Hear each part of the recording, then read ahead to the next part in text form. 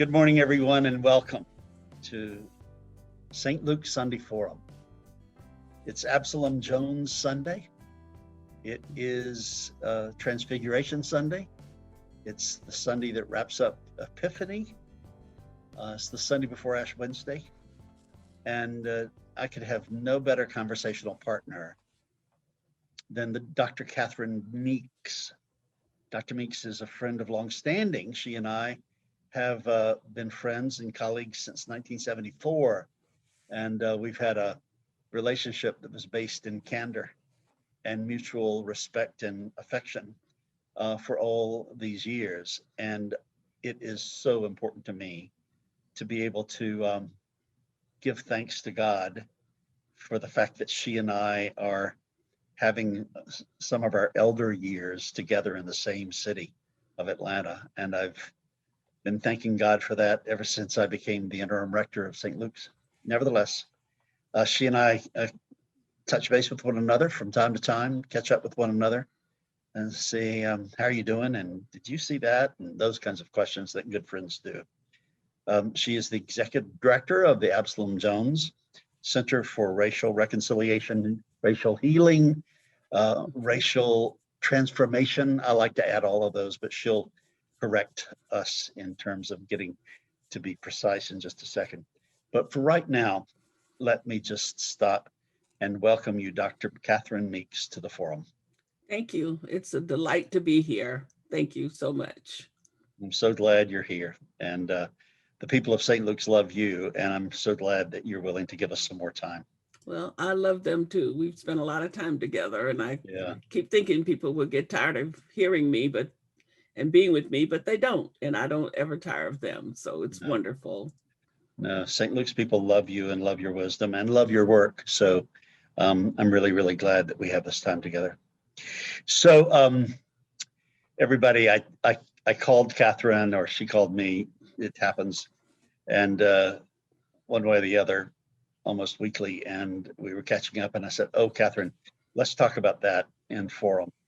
So she graciously agreed. We're taping this on a Thursday before we air it on Sunday. And then I looked at my calendar and I said, oh my gosh, we're celebrating Absolam Jones on the day that Catherine and I are airing our forum. So we have to start with talking about Absolam Jones, Saint Absolam Jones. Yes. So Catherine, you've been attracted to Absolam Jones and his inspiring qualities for a while. Can you tell us why? Well, the most important thing about Absolom Jones for me is his example of perseverance. I think that his being willing to take all those years to, first of all, even as a little kid, to know that he needed to be educated and to work on that. I mean, the perseverance that it took to even to do that, and then to become a free person, and then to become a priest. I mean, everything he did required him great investment of perseverance. And if I had to sum up how I see the life I lead and the work I do and the challenge in front of me, if I had to sum it up in a word, it would be persevere. And so I really do identify with that. And then the courage and the vision, to be able, you have to have courage and vision to persevere, I think, anyway. So those are qualities that I think are so critical in terms of just keeping your head up above the water and not getting into despair. And Absolam Jones is such a great example of that. I just read the other day that the reason why so many people were attracted to him was because he visited the parishioners so much and he had such a wonderful manner about him. And to have all those struggles that he was up against, and yet to have that said of him, that he means that he was able to keep balance and keep himself clear about who he needed to be. So for those reasons, he's especially important to all of us. But I feel just like we're kindred souls because of that. Yeah, that's really true, because you yourself incarnate that pastoral dimension as well as the prophetic dimension, as well as the priestly dimension. And all three of those are interwoven into your work and into the Absalom Jones Center. Before we leave him and talk about the center briefly, let's just, for the historic purposes, remind ourselves that his activity was around Philadelphia. Mm-hmm. He founded the first African-American Episcopal Church Mm-hmm. that's still going very, very strong, St. Right. Thomas, Mm-hmm. where you can go and really have a wonderful diet of worship and praise and music, etc., to this Mm-hmm. day. But remind us of the kind of the courageous particularities of how that church got founded after what happened in the other church where he was. Well, he and Richard Allen were good friends, and Richard Allen, some people listening will know, is the founder of the African Methodist Episcopal denomination. They were really good friends, and they decided they were thrown out of the church where they were going when the white people didn't want them to be there, and so they were thrown out, and Allen decided that that he couldn't be a part of a group like that. And Absalom Jones decided to stick with being an Episcopalian. And they founded the St. Thomas Church. And by the way, his bones are there, he's buried there at St. Thomas, which is wonderful as well, I think. And then, it took him, even after the church was founded, it had no voting privileges. It had no standing for a good long while. And to think about that, I mean, people need to think about that for a few minutes, that here these people are who are Christians, and because they're Black, they're being treated like second, third, fourth class people by the Episcopal Church. And that's a part of the legacy of the Episcopal Church. And we need to not lose sight of that fact too, as we deal with the 21st century, that this was our behavior then, and we see too many remnants of it even still. Yeah. So you are the head of this diocesan-based but nationally serving center about racism. This is a twofold question. Why did you and your circle of advisors and supporters name it after Absalom Jones? And then, what is its mission? How does it differ from your run-of-the-mill dismantling racism agency?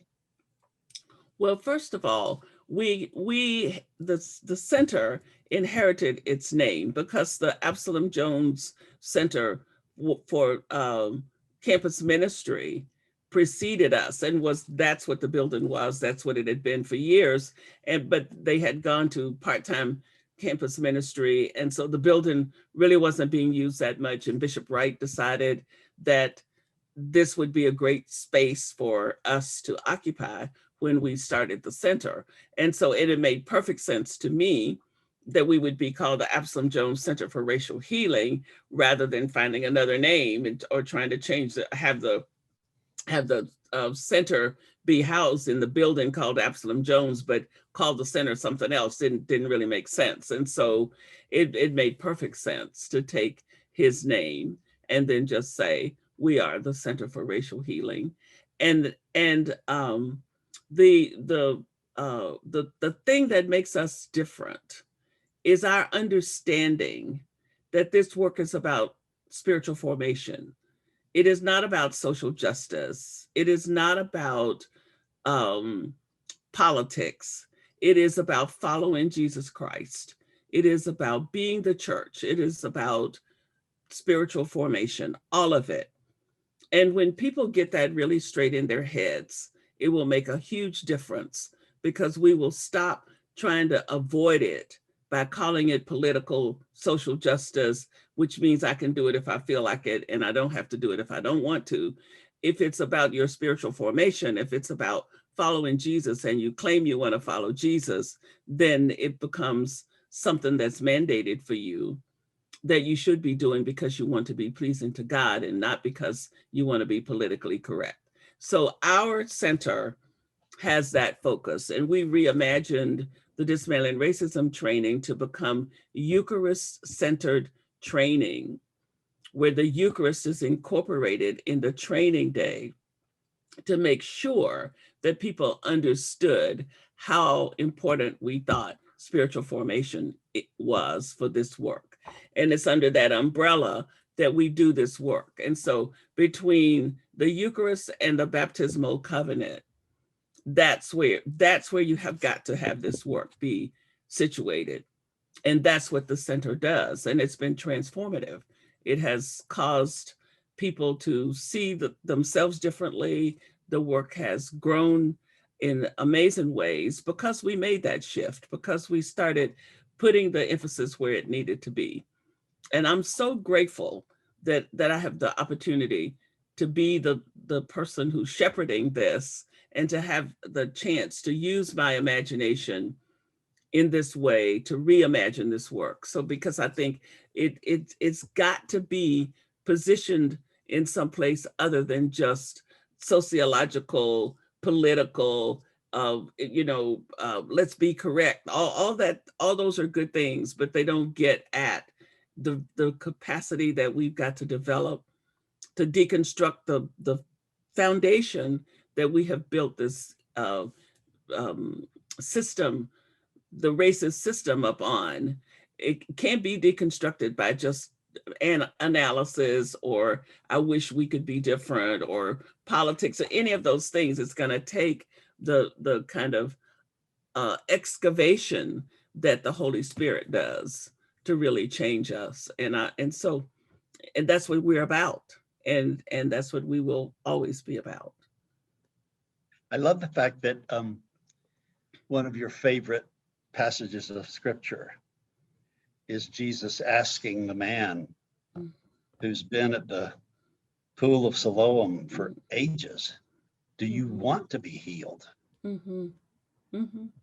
Right. And I think that's the question. That's the question for us individually. That's the question for the church. That's the question for the country. And it's when I ask myself that question, I'm always answering yes. And then let me see then what's required of me.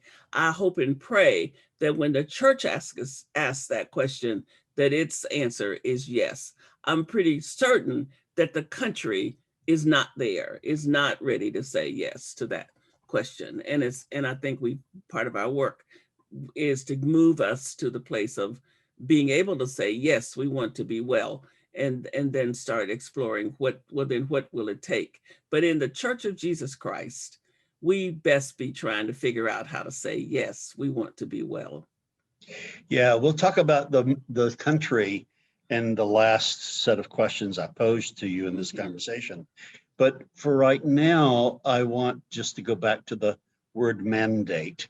I love the fact that Maundy Thursday comes from the word mandatum, which is the command to love. And I'm glad you invoked Bishop Wright earlier. In a conversation I had with him recently in this forum, I call his theology justice, love theology. And he says, you just can't follow love.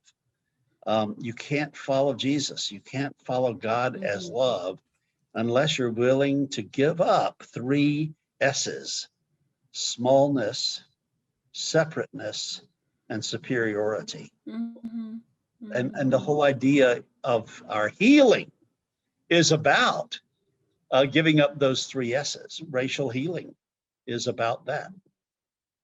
Yes, I absolutely believe that because God expects us to be much bigger and more expansive than we often expect ourselves to be, so that when we decide that we're going to be really intentional about trying to allow God to disrupt us, turn us upside down, transform us, make us into who God wants us to be, which enlarges us, that then we do have to let go.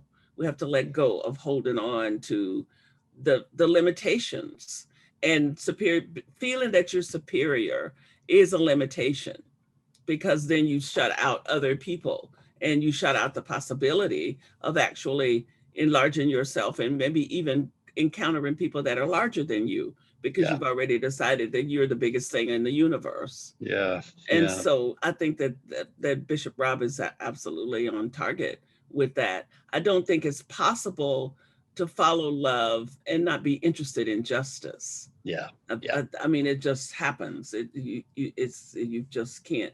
It's like if you're eating salt, you're going to be thirsty. It's just Yeah. going to happen. Yeah. Another one of the fun things not fun things, inspiring things that he says is that love is interested in doing away with everything that's not justice. Mm-hmm. Mm-hmm. Well, Dr. Meeks, you and I are talking in a series of conversations I'm having in January, February, in which I'm asking two questions. One is, where are we now? And the other is, where do we go from here? The second question, where do we go from here, as you well know, is resonant with Dr. King's last book, Where Do We Go From Here? Chaos or Community? And where are we now is in reference to really historic moments that this country has experienced in the changing of one administration to the other, which turned out not to be a peaceful transition of power, because we had an insurrection, a very violent one, a very lethal one on the Capitol grounds, and we saw things that we never expected to see there. So what I'd like to do is pose those two questions to you now, and you can answer them however you want to, you separately or put them together. But where are we now, and then where do we go from here? Well, I think we're at a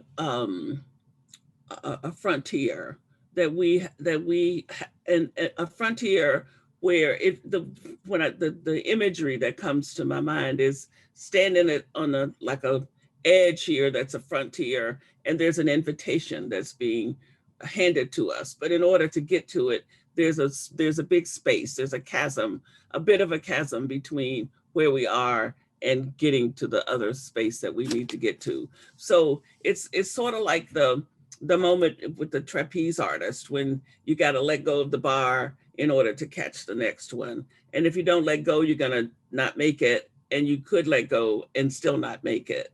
So I think the jury is out on, not in yet on what we'll do, but I hope we will say yes to the invitation to embrace the frontier. I think COVID, I see COVID, I see Donald Trump standing in front of St. John's Episcopal Church as concrete evidence of the invitation to embrace a new frontier. As a nation, as individuals, collectively, we as a nation have pretended to be something that we are not. And God is just not happy with pretense. And so I think that part of what happens is that after a while, if you keep pretending to be something, you get an opportunity to become it. And so we are, I think, being asked to interrogate ourselves and to see how lacking we are in terms of being this ideal that we set up for ourselves. I mean, a place where we hold the truth that everybody's created equal. It's such a joke in a place where we had slaves and genocide and all kinds of things. So, but you don't get to just feel sorry for yourself. You can actually do something about that. You can actually be different. You can actually get well. And so here is the invitation. Do you want to go down a different road? And I hope that 500,000 plus dead sisters and brothers in this country, and an insurrection, and all of the nastiness that we have put out toward each other will help us to know that's not who we want to be. That we have a chance, we have an opportunity, we have an invitation, we have the resources, and now we have to decide what will we do with them. I oftentimes need to stop these conversations and just breathe deeply. And I hope you won't be offended by my wanting to do that after that thought. Let me just feed back to you. I mean, we're going to come back to these two questions because you haven't exhausted them yet by any means. But I just want to feed back to you what you just said and then add a little dimension to that. I'm so impressed with your naming it a new frontier of moving from pretense to authenticity about a central value of this country. And the fact that it hasn't been, and that's what James Baldwin called the lie, that we claim that everyone is created equal, and we do not live that out, and that the jury is still out. And your prayer and hope is that 500,000 COVID deaths plus an insurrection that had some additional violent deaths and a whole bunch of religiously endorsed violence, which is what has me so upset, that you're hoping that the verdict is going to be that we do want to get well. Right. Absolutely. Yes. So I've got that right.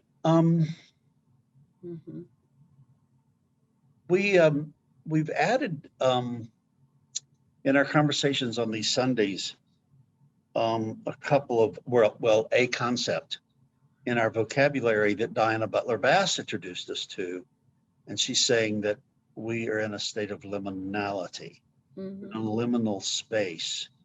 And I thought of that when you used the word frontier, because she told us that limin means threshold.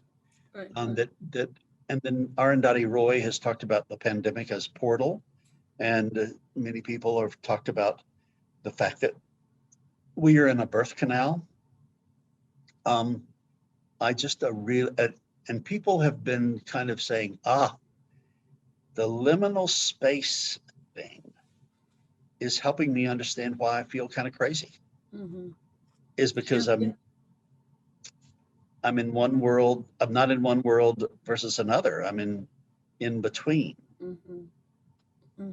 Any other thoughts about that before I go back to our other questions? Well, the lovely notion of you're not what you're not where you were, and you're not where you're going to be, right? But you're somewhere. Exactly. And it's difficult to even name what somewhere is. Yeah. So, and I think that the fact that it's been so hard for us to name this space has contributed to some of the craziness that we've seen during this time. But the more we can name it, the more, and name it as a gift, as an invitation, as a positive thing in the midst of a lot of death and chaos, then the better off we will be. When we just, if you just want to be aggravated, then it doesn't get you very far. But if you want to see this as a disturbance, a disruption that's inviting me down to a new road, to a new place inside myself and inside the church and inside the country and all of that, it begins to have some meaning that it doesn't have otherwise. And I think a lot of people don't see any meaning in this time, which is not helpful, because if you just see it as an aggravation and you're just hoping we can hurry up and get back to normal, whatever normal whatever we think normal was, which we're not going back. There's not going to go, you can't go back to not having 500,000 plus dead people and a capital insurrection and the vitriol that we have spewed out of our mouths and hearts onto each other. You cannot just say, oh, well, that's that, so let's just go on. You can't do that. You've got to be somebody different. And I do want to, I had planned to say this, Dr. Meeks, when I introduced you, but I failed to just invoke it. And that is that you are a Jungian Yeah. in perspective. In addition to being a prophetic Christian, you have the wealth of Carl Jung's thinking in your own, because you've been a student of Carl Jung for quite a while. Mm-hmm. So I just want to note that. Mm-hmm. And when you talked about this new being on the frontier as a disturbing gift Mm-hmm. that is can be a new place, not just an aggravation, and that it's so frustrating to turn into aggravation, because the essence of aggravation is saying, oh, I want to get over this and go back to the way it was. Mm-hmm. And there are lots of people who do want to do that. Yeah. And a lot of them are called Episcopalians. Yes. And we need to get over that. We need to leave that. That needs to be one of the first steps we take toward saying yes to the invitation. Yeah. Is to realize an invitation is in front of me, that I have to make a decision about it. I don't necessarily have to do anything great, but I have to accept that I don't get to go back to where I was. Yeah. It's like, if they tore your house down, you can't go back and live in it because it's gone. And the house we were living in is gone. Yep. That house pre-COVID is gone. I don't care how you look at it, it's gone. And a part of why people are so distressed, I think, about the Capitol invasion is that it was such a visible tearing the house down. It's almost like, I do a lot of dream work. And if you have a recurring dream that you ignore over and over, eventually you'll have a super set of nightmares, because the dream energy will step itself up to get your attention. And it's almost as if, in some ways in this country, COVID wasn't even really enough, that we needed another rendition, another iteration of how much work we've got to do. And I watch people just coming unglued about the Capitol. I am very distressed that those people did what they did. They all need to go to prison, but they also were a bunch of very afraid, sad people to me, even though I think they all do need to go to prison for what they did. But the Capitol is not me. I mean, it is not the end of the world. It is not God. I mean, but you would think sometimes that was the case. And so I think it was just here's another invitation, get yourself in the right place so that your hope is grounded in the right things, and your sense of yourself is grounded somewhere other than this place. I mean, for me as a Black woman, if my hope is grounded in the Capitol, I'm in pretty bad shape, actually, because when it was put there, I wasn't being considered. And so maybe that's part of the reason why I can be, yes, I'm disturbed. I don't want tyranny in the country, but it's not like I'm not, my core has not been breached. The Capitol was breached, but my core has not been breached. God is still at the core. And I think we're being invited to reevaluate where our core foundations are. And COVID has shown us a lot. And now this political unrest shows us a lot more. And if we were really paying attention, we could have known some of these things anyway, but we chose to try not to know them. And I'm particularly interested in us as Episcopalians paying attention. I mean, we claim a level of awareness and being awake and having resources and being committed and all of that. And so part of what comes with that is consciousness and paying attention and owning what you need to own, rather than trying to put your head in the sand or trying to name it something else and trying to see how you can get around it. But there's no way to get around all of this. We got to go through it. And we'll either go through it and learn something, or we'll just go through it and be shattered by it. And I'm hoping that we've got sense enough to really want to be healed and transformed and reformed, so that we can be closer to who God wants us to be.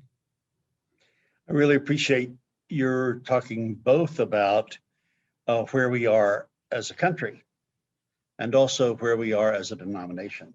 Yeah. Very powerful. Well, what about the question, Catherine, about where do we go from here? Yeah. It's implied by what you've been saying, but gosh, what a powerful book in which Dr. King said that the choices are between chaos and community. Yeah. Anything you want to say having to do with either the question apart from Dr. King or Dr. King's thinking about it? Well, I think that Dr. King's assessment is still just, it could have been made today about this present moment. I think we haven't, what I have been saying, the center is launching a PR campaign called Let's Get Well in honor of Reverend Murphy Davis, that many people who would hear this conversation will know. We are launching that initiative because I see us sitting right on the brink of wanting to have a civil war. I think that there are many people who would love to have a bloody war with dead bodies in the street because they are that disturbed and distressed and fearful, and they think that would make them feel better. That would satisfy them. They would be getting closer to what they wanted to have. I believe that.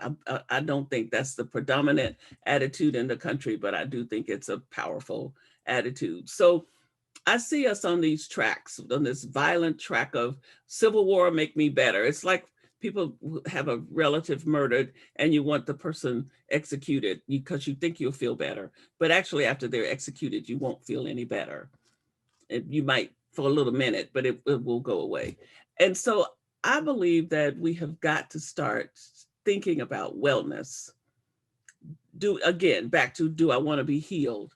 And how then, if we start thinking about mind, body, spirit, balance, and wellness, perhaps we can begin a new set of conversations, a new focus. We need to shift our focus. I really think we've got to shift the energy, and we've got to shift it toward wellness and balance, and stop having everybody be so far out on the edges, screaming at each other, and start looking for how we can come to the middle, which is how you find balance. So if we can balance mind, body, spirit, if we can balance ourselves as a nation, we have this lovely Joe Biden, bless his heart, with this sense of that, who's gone through hell and high water, and he understands that you have to be ready to come to the middle. But it's going to take more than him and his spirit to get us there. All of us are going to have to get on this bandwagon. So I'm being very evangelistic about wellness and saying that we're going to give wellness a press agent, which means that wellness, we want wellness to become a household word. We want people to start thinking about it, talking about it, seeing it as a valuable thing, understanding it better, looking at themselves to see what else do I need to do so I can have a greater sense of being well, being balanced, being physically, psychologically, spiritually, if you can slash if you want to, and mentally in balance with myself, so that every wind that comes by doesn't blow me somewhere. That, so I can see the stuff that's wrong out there and still have a sense of myself and an understanding that God is still alive, and that this isn't going to take me off the ledge. Because I think the fear factor has just gone completely off the rails in this country. And then it's been layered over with just the neurosis. I mean, we're just we're a bunch of neurotic people that aren't getting our neurosis treated in any good way. So then we start making projections, and these are my enemies, and if I get them killed, I'll be better. And all of that is just so not so. I mean, we could, if we woke up in the morning and all the enemies were gone, as we have defined them, we would still have work to do. Yeah. And I think it's important to not forget that. So I want to now invoke what has been disturbing me and that I sent to you this morning after hearing it on National Public Radio. And I'm just going to read from some notes that I've taken from the article that I sent you. But this is a report that came out from the American Enterprise Institute yesterday. And it said 3 in 10 Americans. Okay, let's just stop and say that's a third of the country. Okay, 3 in 10 Americans said yes to this statement. If elected leaders will not protect America, the people must do it themselves, even if it requires violent actions. And then what they were talking about in terms of protecting America is this: the traditional American way of life is disappearing so fast that we may have to use force to save it. Could you please address that, my friend? Well, so the first thing that occurs to me is that the traditional way of life in America is rooted in systemic racism. And these are white folks talking about losing their position as superior, their positions of superiority, because in the first place, in another 10 to 15 years, this country is not going to be majority white. And no matter what they do, even if they burn down the Capitol and the White House and all that other stuff that we are so invested in, it's still going to be not a predominantly white place. And so for me, the code, that's almost code language for white folks are losing their place in the world, and we've got to do some in this country, and we've got to do something to restore it. And if violence is necessary, we're willing to be violent, because after all, your whole life is at stake. Their whole lives are not at stake in the way they're talking about it. What's at stake is they've got to learn how to share. They've got to learn how to be in a country where Black and brown people who were never supposed to be free are free and equal and living our lives as those folks who think superiority is the way to be. That's really what this is all about.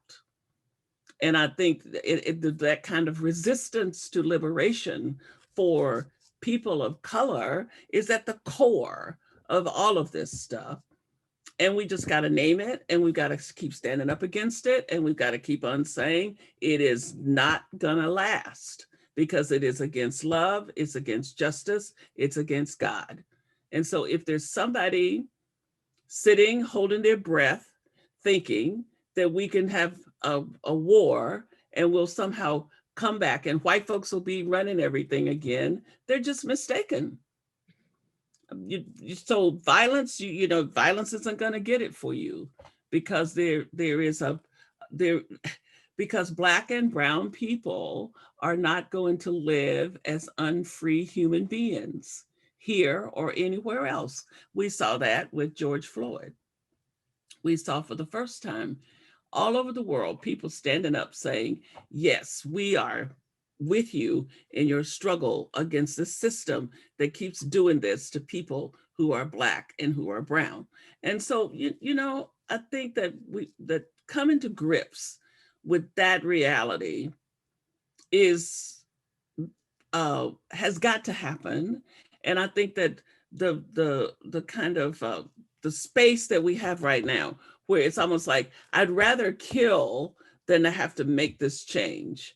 I don't want to go on this frontier. I want to stay here. I mean, it's just like back in the day when white people were killing the native people. We'd rather kill you than to build a bridge across the chasm that we have here between each other. So, and that's why the church has got to wake up. I mean, we have got to be so vigilant.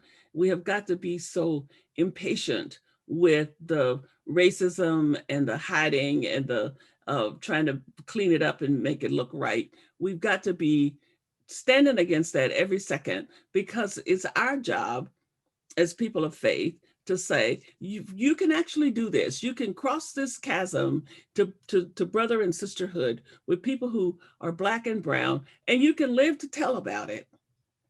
You can actually learn how not to have a superiority attitude. You can actually learn that there is enough in this universe to support everybody. And you can also come to realize that God is bigger than all of us. And so I just think that we're up against it, and we are going to have to, as Dr. King said, we are going to have to learn how to live together as sisters and brothers, or perish together as fools. And he said that whenever that book was written, and here we are right now in 2021, and truer words could not be spoken. We were watching ourselves, do we want to be all dead in the street, or do we want to say, well, let's see here. Maybe we've got some things we share in common. Maybe we can figure out how to care about one another. Maybe I don't really have to have the entire house and let you sleep outdoors in the snow. Maybe I could let you have a room and be all right with that. I'm living in my 30,000 square foot house. I won't ever know you're here. I mean, that's kind of the way it is, Maybe we could try some of that. Maybe we've got, I believe that the possibilities are there, and we have got to be vigilant in holding up the banner to say, there are other ways to get to, you're not having to live in fear and carry on the way you're behaving. That's a very hopeful position to take. Yeah. It's called following God, who is bigger than me and who has a better plan. And if I can just keep being faithful to listening to that and trying to catch glimpses of it and live into a little bit of it, then I can make a difference. And if I'm wrong, then I'd rather die standing up for this than to die standing up for death. Right. Being a person of hope, seeing what you've seen, and being aware of what you are aware in the present moment. I would love it, Catherine, and I didn't tell you I was going to ask you this question. I would love it if you would talk a little bit about the inspiration of your hope. Now, I know you to be a person who has some photographs of people on your walls. And I'm assuming that you have those people hanging on your walls because when you look at those photographs, they give you inspiration. Yeah, absolutely. Certainly you can answer this question however you want to. What are your inspirational resources for hope? But I'm really curious about your shrines. Yeah, well, I tell you what, I love the 11th chapter of Hebrews because of that whole thing about having a cloud of witnesses. And it took me a good little while as a Christian to realize that the witnesses didn't stop with the Hebrews, that I had to think about, well, who are my witnesses now? And I mean, some of those folks that are listed there, of course, are, but Ida B. Wells, who is right here beside my desk and also on my bookshelf and on my wall at my house and at my office, and Sojourner Truth and Harriet Tubman and Fannie Lou Hamer, Mary McLeod Bethune, and my mother. They're all there as part of my cloud of witnesses. And I look at myself and I look at the world and I look at where I've been and who I am and what God has done in my life. And I'm encouraged by that, but I'm most encouraged by the courage and fortitude, the legacy of that from those women and many others that are not on my wall. But and I say to myself all the time, if Harriet Tubman, who had to sell food, even though she was a scout for the Union Army, they didn't give her food. She had to sell sell food to the soldiers in order to eat herself. If she were living under those kind of dire circumstances, and she could still have the faith to keep on doing what she did to liberate Black people, what is going to be my excuse for not doing what I need to do? And Ida B. Wells, who had a bounty on her head for most of her life because she spoke out and stood up against lynching. And my mother, who spent 18 years trying to get a bachelor's degree. My mother went to college. My mother graduated from college the same year that I graduated from high school. And she spent all of my life from 1 to 18 trying to get her degree. Now, if I can look at that kind of perseverance, that kind of fortitude, that kind of determination that life can be better because you deserve it to be better and because God wants it to be better for you, then if I can look at that and not do my best and not have hope, then there's something really wrong with me. And thank God for grace that makes me able to take a look at it and say, absolutely. I mean, I can do this. Yeah. So yeah, it's hard and people have been racist and, and the world's in a mess, but the world's always been in a mess and probably always will be. But that doesn't mean that all of these things that we need to be trying to address are not in front of us for us to do something about it. I mean, we're supposed to be using these skills and resources and the faith we have and the folks upon whose shoulders we stand to keep us going. So that's it. I mean, I'm not gonna live in despair. I'm not gonna live in hopelessness. I'm not gonna live in how bad it is. I'm gonna live in what can I do? I'm going to live in, I tell my staff, don't spend too much time telling me why we can't do something. Spend most of your time figuring out how to do it. Because if there's some things you can't do, and eventually you just have to accept that. But there's a long list of what you can do before you get to what you can't do.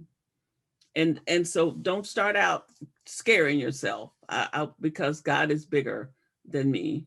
And I see that every day. And every time I start, with this wellness campaign, I'm thinking, you're always in over your head. Are you crazy? Do you just have to always be in over your head? And then something wonderful will happen that reaffirms for me, yeah, you're supposed to be in over your head, because then God can show up and do on what only God can do. And then you get to take your little self and go with that and keep on working. And then when you get to another rough spot and I'm in over my head, where do I go? Then here comes another infusion of that amazing energy that says, keep going, because there are more resources out there for good than there are for evil. And I'm sticking to that. I'm breathing deep. I'm breathing deep. Taking it in. Yeah. Taking it in. That's quite a witness. Yeah, well, day by day, inch by inch. I get it. I get it. One step at a time. I got it. Yeah. So, Dr. Catherine Meeks, I've asked you a lot of questions. And one of the things I mean, you run a very important institution and agency. Mm-hmm. And I just don't want to say thank you, ma'am, before giving you an opportunity to tell us where we can find out about the programming. Mm-hmm. And also for you to say anything else that I haven't not asked you that I should have asked you about yourself, your mission, and Absalom Jones Center. Well, I think the most important thing that I would want to say is that to invite people to centerforracialhealing.org. That's our website. We have a lovely new website that's inclusive and working on really trying to be much more equitable toward our Latinx sisters and brothers and Native sisters and brothers Asian American sisters and brothers as well as African American. So they're virtual. We have a virtual resource center for all of those groups, and we're working on trying to be really equitable in the materials that are there and to really model what it would look like to try to act like we believe everybody ought to be treated as equal human beings and folks who God loves dearly. So I would invite people to visit the website. I would invite people uh, to see how whatever is there that can be helpful to them. But I would also invite people to make donations to the center. I mean, we operate on donations. I mean, we don't have a trust fund somewhere. We have to raise money. So making donations would be a wonderful thing as well to help us. And then to just be in your own circle, wherever your sphere of influence is, to just every day work to be a half a shade braver, just a half a shade braver. You know, that would be one of the greatest gifts you can give to support this work. Because the work cannot be done by us. All we can do is be catalyst, you know, and actually the real work is becoming the church that Jesus is wants us to be. So every time any of us are half a shade braver, stand up a little taller, speak up a little louder, we help to free up energy that helps to create the kingdom in a new way. And that is the way you help the center. My biggest dream for the center is that the day would come that it would be unnecessary, because the church would be doing what it was supposed to, and that we would not be having centers and commissions and clubs and whatever to do the work, that we would be doing the church's work. And if we were doing the church's work, we would be addressing racism and classism and sexism and all of those things, because that's what the church is about, is eradicating all of that stuff so that we can all be together as God's family. And there's only one God and only one family. And we just, you know, if we, once that's straight in your head, the rest of it is a whole lot easier. So go to our center website and be encouraged to be the most courageous you can be, and go over and over if it can help you, and use it as a resource. I do want to underscore that you have just stated that the center is, yes, about healing individuals. It is also about healing the church, Mm-hmm. and is also about healing the culture. Mm-hmm. So you're not just focused on hyper individualism. No. You are saying that if the church becomes involved in removing injustice or any impediment to love, then we won't have to have centers like yours anymore. That's right. And wouldn't that be a fantastic day to wake up and say, now the church is functioning. We are doing what Jesus Christ did. You know, we're following Jesus Christ. We're really following Jesus Christ. And we don't need all these extraneous things. We just are loving people and being open and trying to heal people and help people live the best life they could live. Wouldn't that be, that'll be a great day. A great day. I'm honored to be your friend and to be a part of your transforming the church and thus transforming the world. So thanks for being with us today, Catherine. I really appreciate it. Thank you for inviting me, Ed. And, you know, I mean, we've been buddies a long time, and it's great to have white people in my life who are honest and about the history, about their own issues, and who will walk alongside me and be supportive and caring, and we can tell each other the truth. That is such a gift, and I'm so grateful. Thank you. I love that about our friendship, that we can tell one another the truth, and that you can encourage me to be a half a shade braver. Yes, yes, yes. So Thank you very much. You're welcome. And thank you all for joining us on this wonderful Absalom Jones Sunday with Dr. Catherine Meeks. Hope you have a great week and join us next week for a continuation of the questions, where are we now and where do we go from here? Goodbye.